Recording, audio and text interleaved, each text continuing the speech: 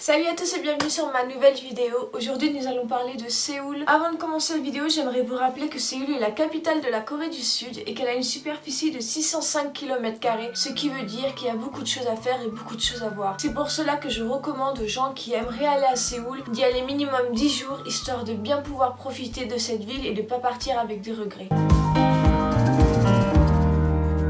Dans cette vidéo, nous allons voir les logements, le transport et enfin les activités à faire à Séoul. Pour ce qui est des logements, j'ai personnellement favorisé les guest house pour deux raisons. C'est pas cher et tu peux facilement rencontrer des gens. Les guest house que j'avais choisis étaient toutes les deux situées à Hongdae. Hongdae est un quartier dynamique et jeune de Séoul, ce qui aide à rencontrer plus facilement des gens. Donc les guest house que j'avais choisis étaient In-Hostel, qui était un peu excentré de Hongdae, mais c'était très bien. Staff très accueillant, les chambres propres et petit déjeuner très bon. La deuxième guest house que j'ai choisi était Crossroad Backpackers Hotel, qui elle cette fois-ci était vraiment dans le centre de Hongdae, et pareil, staff qui n'hésite pas à vous donner des recommandations, voire même faire des visites pour leurs clients, chambre propre et salle commune très sympa. Pour ce qui était des prix, In-Hostel m'avait coûté 180 € pour à peu près 15 jours et Crossroad Backpackers m'avait coûté 112 € pour une dizaine de jours. Pour ce qui est du transport, comme dans n'importe quelle grande ville, Séoul a un réseau de métro, bus et taxis. J'ai personnellement favorisé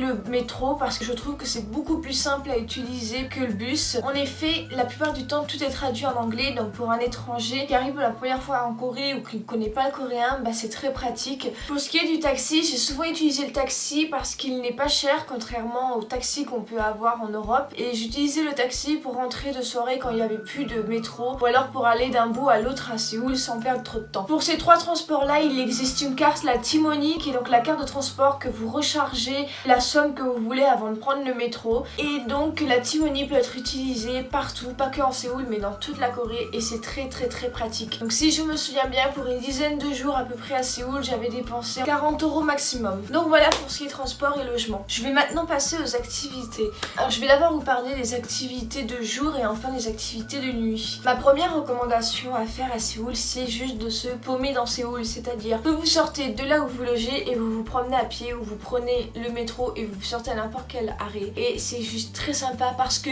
chaque quartier a son identité, chaque quartier est différent de l'un et de l'autre, à quel point que moi je pensais que j'étais dans des villes différentes.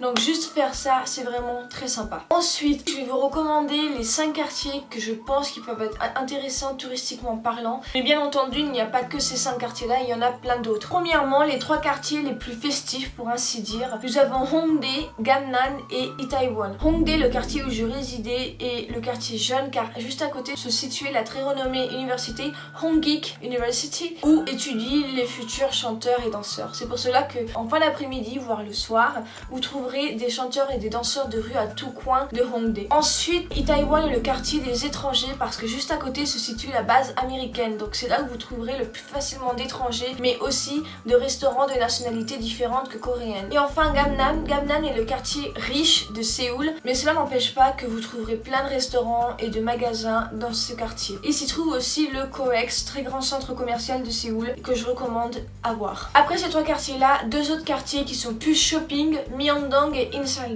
Myeongdong, c'est le quartier shopping de Séoul. Vous trouverez à perte de rue des boutiques de cosmétiques, de vêtements, de sport, d'accessoires, de chaussures, enfin plein de genres de boutiques. Et en plus de ça, sur l'allée principale, vous trouverez plein de stands de street food. Donc combiner achat et nourriture sans aucun problème. Et enfin Incheon, qui sera plus cette fois-ci des boutiques dites traditionnelles. Par exemple, pour la calligraphie, vous trouverez les pinceaux de calligraphie, des feuilles, et vous trouverez aussi des masques coréens. Si vous voulez acheter vos souvenirs, Incheon est l'endroit où il faut aller. Voilà donc pour les quartiers. Je vais maintenant vous parler de diverses activités que j'ai eu la chance de faire à Séoul. Tout d'abord, j'aimerais commencer par le palais Gyeongbokgung. Le palais Gyeongbokgung est le plus grand palais de Séoul. C'est celui qui se situe au City Hall. Visite à faire absolument si vous allez à Séoul. Ce qui peut être sympa, c'est de s'habiller en tenue traditionnelle coréenne hanbok, parce que cela vous permet d'avoir l'accès gratuit à tous les temples de Séoul et l'expérience est très sympa à vivre. L'entrée m'avait coûté 3000 won, c'était à peu près 2,50 €, mais si vous avez moins de 19 ans, ça vous coûtera 1500 won, soit à peu près 1 €.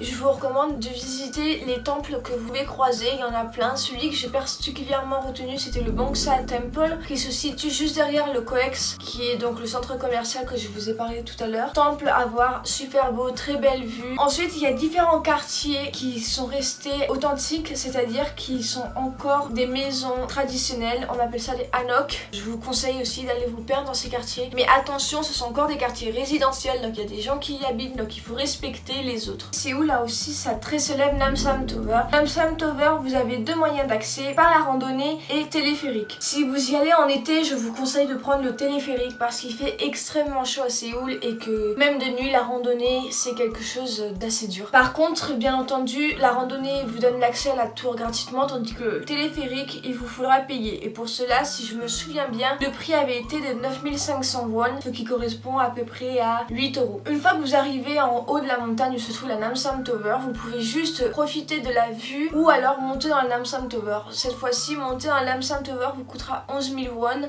soit à peu près 9 euros. Si vous voulez découvrir un peu plus l'histoire de la Corée, je vous conseille de visiter absolument le War Memorial Museum, qui ne coûte absolument rien et qui est extrêmement intéressant, plein d'informations. Très bon moyen de passer un bon après-midi parce que j'y étais personnellement restée 4 heures. Aussi à visiter Seodaemun Prison, là où avaient été enfermés les résistants coréens contre l'empire japonais durant l'invasion japonaise. Endroit qui m'a particulièrement touchée et qui est imprégné de son histoire. Pareil, à faire absolument si vous voulez découvrir l'histoire coréenne. L'entrée m'avait coûté 3000 won, donc à peu près 2,70 €. Et enfin le Jeondeom, le Jeondeom, désolé pour ma prononciation coréenne qui n'est pas parfaite, est un parc situé vers Gamnan où se trouvent certains tombeaux de royauté. Et pareil, très bon moyen de passer un après-midi calme à se promener dans le parc et voir les tombeaux ou autres infrastructures traditionnelles. L'entrée vous coûtera 1000 won, soit moins d'1 €. Il y a aussi la DMZ à visiter qui se situe à l'extérieur de Séoul. La DMZ est donc la zone démilitarisée, la frontière avec la Corée du Nord. Il existe différents types de packs selon les prix ou les visites que vous avez envie de faire. Cela dépendra de votre envie ou de votre budget. J'avais personnellement choisi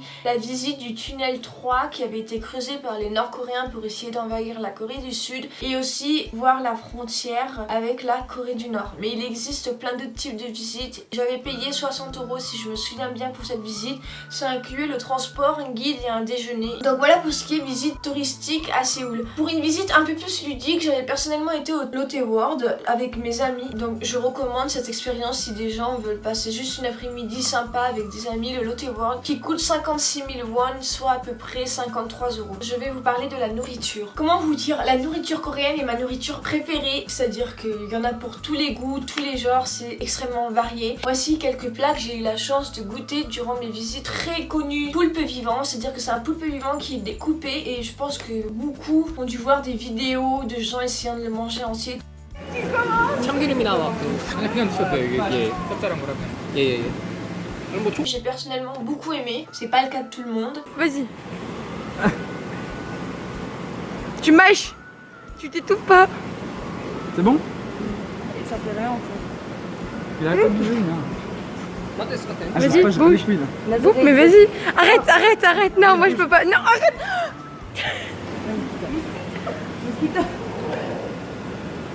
Mais bouffe, putain, Maxime.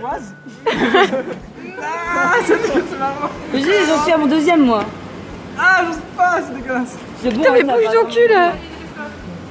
Moi, Ah, bien. J'ai fait plus d'une minute de vidéo pour toi, Maxime. Maxime, j'ai pas beaucoup de mémoire, dépêche-toi. Ah, c'est pas bon, c'est pas bon. Mais si, c'est bon. Ah, il y a un goût de cacahuète. Ouais, c'est ça. Il a craché.